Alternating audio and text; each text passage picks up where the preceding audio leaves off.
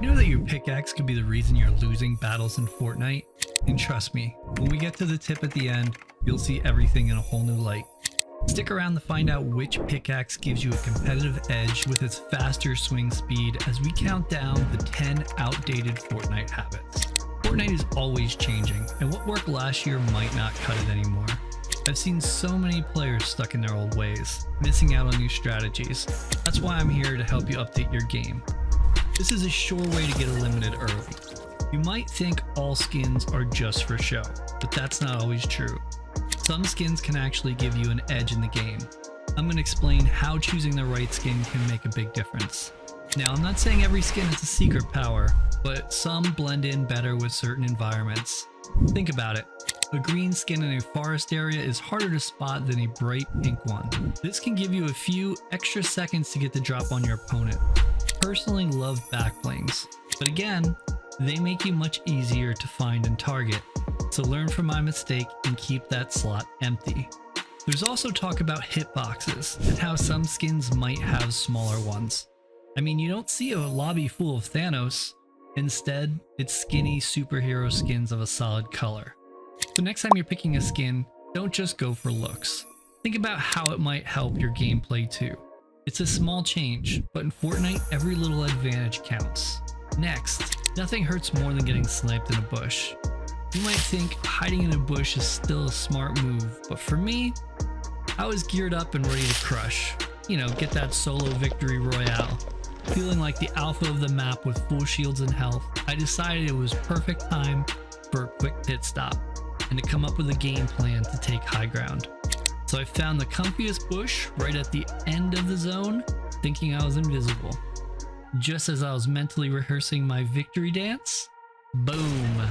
Out of nowhere, I got sniped. A one-way ticket back to the lobby. Turns out bushes aren't as bulletproof as they look.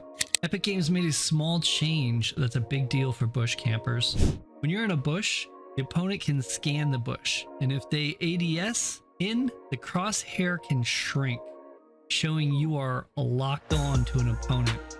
It's a tiny difference, but experienced players can spot it from a mile away. Here's what to look out for. If you see a bush and your crosshair changes, it's like a neon sign saying shoot here. So if you're still using this old trick, you're basically asking to get picked off. Plus, some people just shoot bushes for the fun of it. Now, I'm not saying camping is dead. Check out Bush Camp Dad's channel and you'll see it's still alive and well. Instead of bush camping, going up in a tree works much better, especially if you have a skin to match the color. If you really want to know an outdated mistake that'll get you crushed, try carrying 2 shotguns. Next, clinging to the double pump strategy will just slow your shotgun from being pulled out. One disadvantage of auto pickup items is you can use your heals and auto pick up another shotgun by mistake in the endgame. If you're still trying to use the old double pump trick, you're probably wondering why it's not working anymore. Epic Games made some big changes that killed this strategy. They added a delay between shotgun swaps. This means you can't fire 2 shotguns as fast as you used to, though some people try a hand cannon with a shotgun. If you think double pump should still be in the game, make sure to like the video. I've got some better shotgun tactics for you. Instead of relying on double pump, focus on combining your shotgun with other weapons. Try using a shotgun for close range, and then quickly switch to an SMG or assault rifle for follow-up shots. This combo is way more effective now. Also, make sure you're using the right shotgun for the job. The meta changes all the time, so keep an eye on which shotguns are performing best each season, and in fact, every update. Remember, accuracy is key with shotguns. Practice your aim in creative mode and work on some flick shots. With these new strategies, you'll dominate close range fights in no time. Next, do you think double pump was an old technique? What about building sky bases? You might think going up high is always better, but in 2024, sky bases are more like sky-high targets. I've seen so many players still trying this old trick, even myself. It's so frustrating, building a sky base just to get shot down, then the rest of the game being low on materials, and that's if you survive the fall. Here's the thing, sky bases used to be a cool way to get high ground, but now they're just asking for trouble. The game has changed a lot. The map is a lot larger, and there are way more ways to take down these structures quickly. Plus, they're super visible from everyone on the map. But don't get me wrong, high ground is still very important, especially in the endgame. Just keep it reasonable. Try to stay just a few levels above your opponent, not way up in the clouds. This way you can still get those sweet high ground shots without risking a long fall. Remember, in Fortnite you want to be flexible. Building smarter is better than building high, though it's still fun to do with your friends every once in a while. Next, I hope you don't still make this huge mistake, only playing Battle Royale and ignoring creative mode. I know, Battle Royale is the main event, but if you're not using creative mode to practice, you're missing out big time. Here's the thing, while playing tons of Battle Royale matches will help you improve, creative mode is where you can really level up your skills faster. It's like a training ground where you can focus on a specific part of your game without the pressure of a real match. Let me give you an example. Say you're struggling with endgame scenario. In Battle Royale, you might only get to practice this once every few matches. But in a creative map, you can jump into Zone Wars and play through the endgame situation over and over again. Way more efficient and will quickly teach you how to prepare for endgame. Creative mode also lets you work on your building and editing skills without worrying about getting eliminated. You can set up practice courses, edit courses, try out different weapons, or even play custom game modes that focus on a particular skill.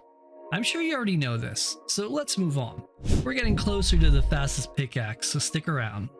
Next, don't get fooled by this one, like I did. Underestimating bad players. This one's tricky, because sometimes these players who seem like they can't aim might just be setting you up. I've seen so many good players fall for this trick, even myself. I saw a player moving around slowly and thought, it's just a bot. He was even shooting at a tree to grab my attention. I went in for an easy elim, but then, out of nowhere, this bot started building and editing super fast, like a pro. In seconds, I heard the loud footsteps followed by the pumped shotgun, and I was back in the lobby, totally shocked. Turns out it wasn't a bot at all, just a sweat having some fun. Here's the deal. Not every player who looks like they're struggling is actually bad or a bot. Some skilled players use a technique called baiting, where they act like they're new to the game. They might miss shots on purpose or build badly to make you think they're an easy target. Then, when you get close, bam, they switch to pro mode and take you out. Sometimes they even use Smurf Accounts, which are new Fortnite accounts. This way they are playing against newer players. So how do you spot the difference between a real newbie and someone who's just pretending? It's best to just take every encounter like they are pro, without using too many of your resources. Another thing to look out for is building. If they can build and edit quickly, they're probably not a bot. Remember, in Fortnite, things aren't always what they seem. So next time you see a player who looks like an easy elim, be careful. It might be a trap. Next, even worse than getting baited, imagine not using the correct weapons. Not keeping up with the seasonal weapon meta changes can ruin your game for months. You might think you've got your favorite loadout all figured out, but in Fortnite, what works one season might not cut it in the next. Experiment. Here's the thing, Epic Games likes to shake things up every 2 weeks. They'll buff some weapons, nerf others, and sometimes even vault your go-to gun. If you're not paying attention, you might find yourself using a weapon that's not as strong as it used to be. How do you stay on top of these changes? First, make sure you read the patch notes, Twitter, or Reddit updates at the start of each season and every update. They'll tell you what's new, what's changed, and what's gone. But don't just read, get in there and try the new weapons out. When you're playing, pay attention to what weapons other people are using, especially in the endgame. If you keep getting taken out by a certain gun, maybe it's time to add that to your loadout. Remember, adapting quickly can give you a big advantage, so don't be afraid to switch up your style. Try different combinations and see what works best for you.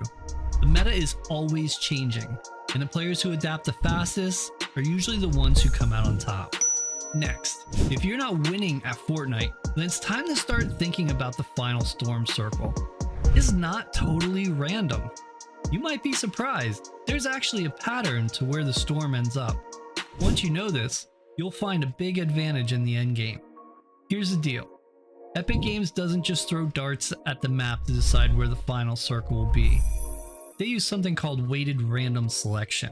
This means some areas are more likely to be the final circle than others. So how can you use this info? First, pay attention to where the final circle tends to be in your games. You'll start to notice certain spots come up more often. Once you spot these patterns, you can plan ahead. At times, you can use points on the map to figure out where the zone will go. As an example, Loot Island usually is not the final circle, and you will need to move usually north of that, but don't just take my word for it. Next time you play, keep track of where your final circles end up. After a few games, you'll see what I'm talking about. If the zone keeps pulling in one direction, it usually keeps pulling in that direction for some time. This knowledge lets you get good position early, giving you a leg up on other players who are still running from the storm. Remember, in Fortnite, information is power. Knowing where the final circle might be can help you make better decisions throughout the whole game. And when pinpointing these circles, find the highest points and set up shop, and watch your win rate go up. Next, can you believe people are still expecting a 1x1 structure to save you? You might think these simple builds are enough, but in 2024, they're like using a lever shotgun when everyone else is using a spaz. Here's the thing. 1x1s are easy to spot and even easier to take down. They're basically big signs saying, shoot here. Instead, you want to focus on building in layers. This gives you better protection and more options for moving around. It's also a great idea when rebooting. Let me show you a quick trick. Instead of just building a 1x1, try expanding outwards too.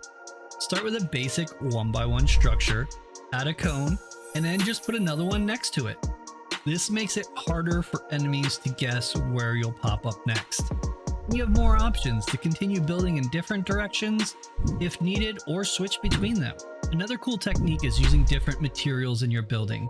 Use metal and brick to ensure they'll last longer, especially if you are maxed out on one of them. This way, if someone starts breaking one part, you still got a stronger section to fall back on. And don't only expand out to the left and right, you can also expand out the back. Remember, in Fortnite, your builds are just like your extra shields and zero builds.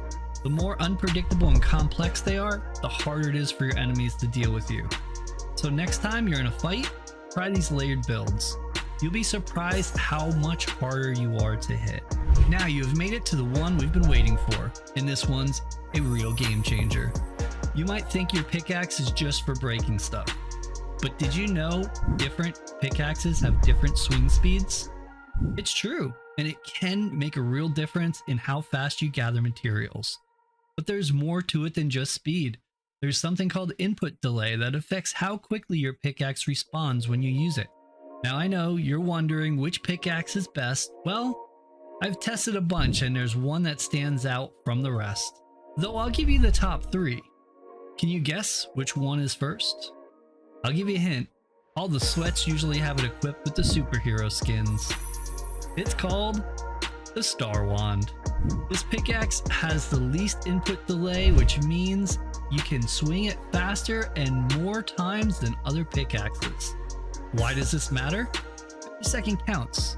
Being able to gather materials faster, take someone's wall, or break through an enemy's build quicker can be the difference between moving closer to the end or ending back at the lobby. The Star Wand isn't just faster, it's also more efficient. You get more swings in less time. It's a small change that can make a big difference to your gameplay.